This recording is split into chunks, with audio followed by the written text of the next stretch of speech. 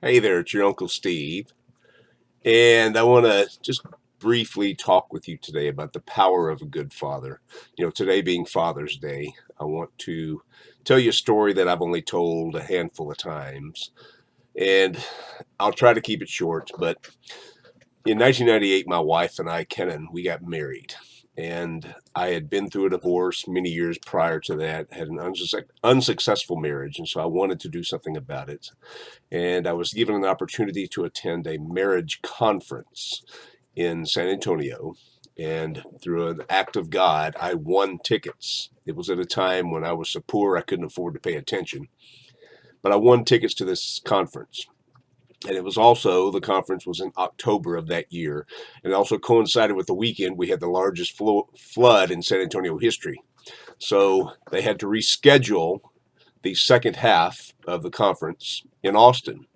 So the following year, my wife and I, in June, went to Austin and attended this conference again. And on the second day, they broke all the guys into one room and broke all the women into another room. During the course of that time we were in the room listening to the speakers, it was a man named Jim that got up and talked. And I don't remember the crux of what he talked about and everything he talked about, but he talked about a father's love and the importance of a father's love. The man spoke about being a very successful doctor in Bentonville, Arkansas.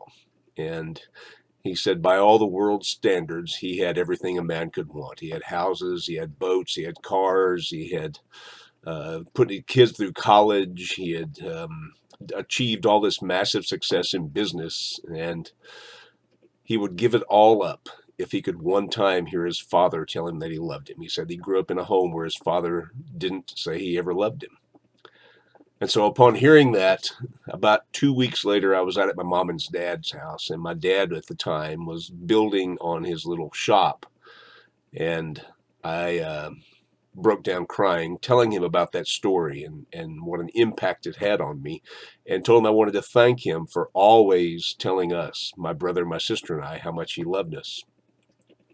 And my dad was quiet for just a second, and he said, I never heard my dad tell me he loved me.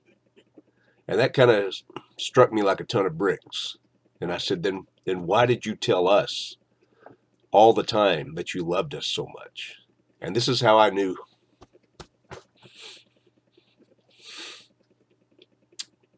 This is how I knew I had a great dad. Because